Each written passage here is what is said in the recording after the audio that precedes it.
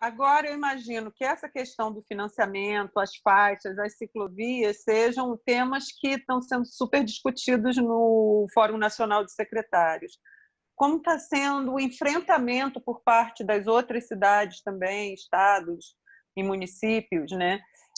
Dessas questões, desses desafios que a pandemia está colocando. E como eles estão criando essas alternativas para, principalmente, o financiamento, que vai ser uma questão crítica.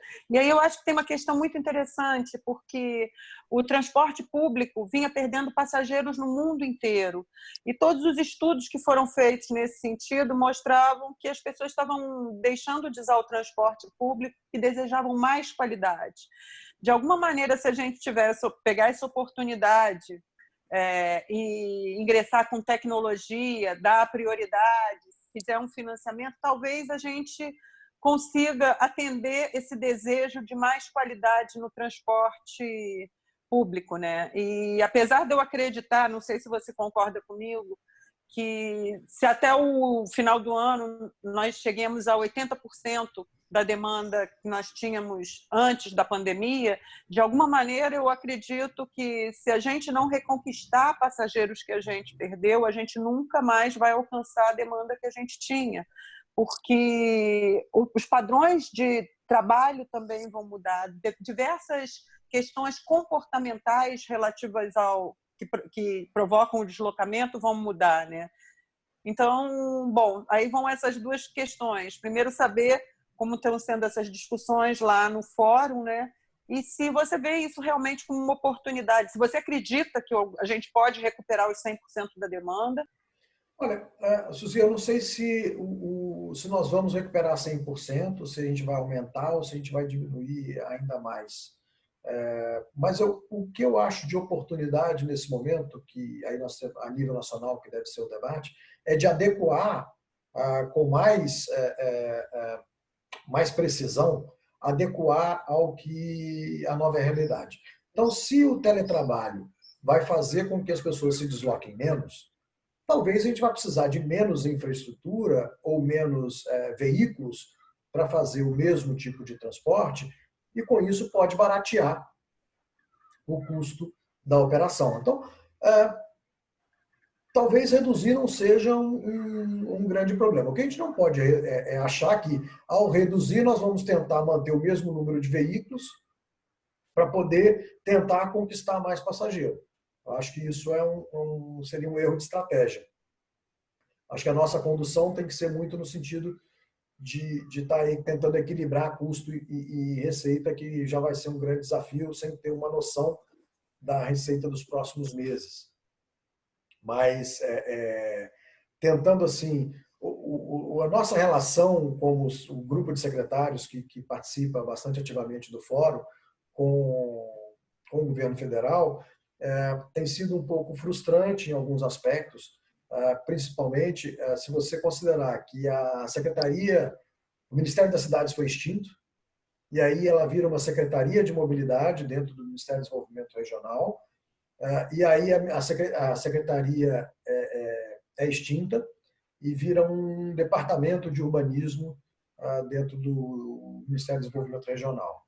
Isso é muito preocupante, porque quando você não tem um órgão nacional que possa ajudar, dar diretriz, pelo menos, para as questões de mobilidade, você vai perdendo a política nacional, o valor da política nacional para qualquer segmento. Seja agricultura, seja saúde, seja educação, seja transporte público, a mobilidade e o urbanismo. Então, isso é muito preocupante na nossa visão, essa desestruturação técnica que tem sido feita nesse governo especificamente. Então, com esse agravante, nós estamos aí tentando negociar algum tipo de aporte do governo federal para as operações de transporte coletivo em todo o Brasil, e a negativa tem sido bastante contundente, inclusive com argumentos, esse é um problema do prefeito, isso não é um problema do presidente. Só que nós que moramos no país, a gente mora cada um na sua cidade, e o sentido de nação é exatamente esse, é quando você tem uma organização contínua, você tem um pensamento, ainda que com divergências com relação a ideologias políticas, mas o sentimento de nação é um só, onde todos estão imbuídos da mesma luta, do mesmo objetivo, que é fazer o país mais economicamente melhor, um país com uma infraestrutura melhor, enfim.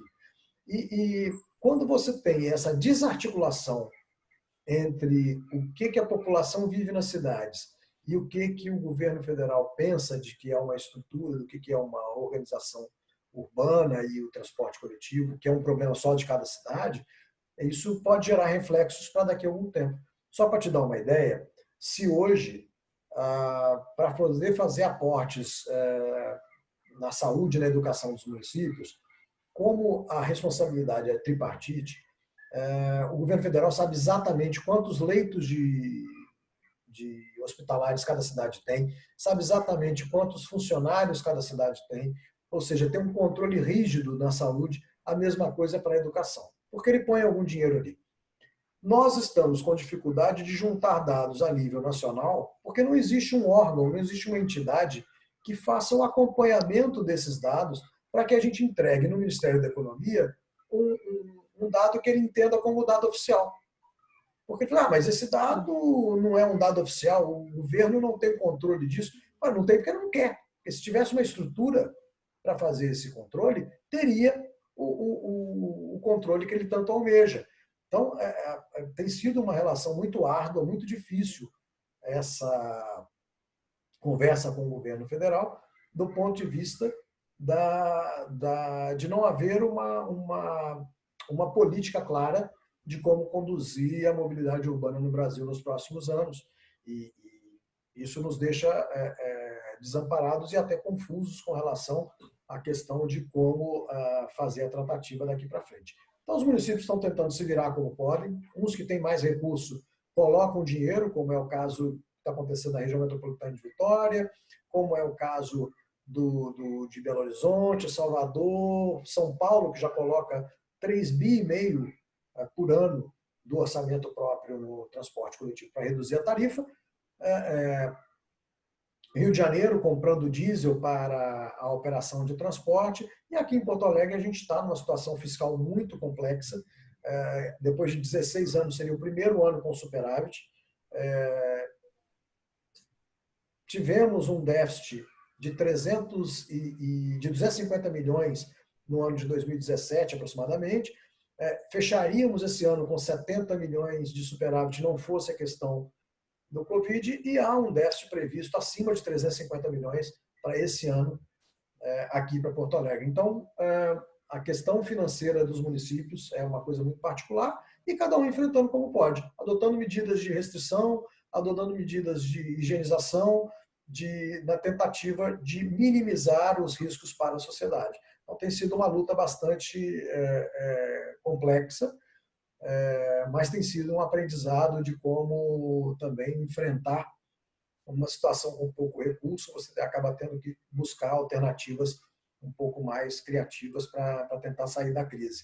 E é essa a proposta que a gente vai fazer aqui agora, nas próximas semanas, inclusive de alteração de contrato, tentar fazer aquele grande acordo que eu te falei no começo do nosso papo aqui também, com os órgãos de controle e tudo mais. Então, o fórum hoje passa por uma dificuldade muito grande de interlocução, mas continuamos trabalhando internamente, voltado para nós mesmos, com relação a compartilhar estratégias, compartilhar boas práticas, o que dá certo em Fortaleza que eu posso copiar aqui em Porto Alegre, o que Florianópolis faz que Campo Grande, no Mato Grosso do Sul, pode fazer, enfim, como é que de norte a sul, de leste a oeste, como é que a gente consegue fazer com que as cidades tenham uma mobilidade mais humana, como é que a gente consegue disseminar boas práticas, e se o governo federal não está preocupado com isso, os municípios estão, e temos trabalhado bastante para que esse assunto não saia da pauta da população nos próximos anos.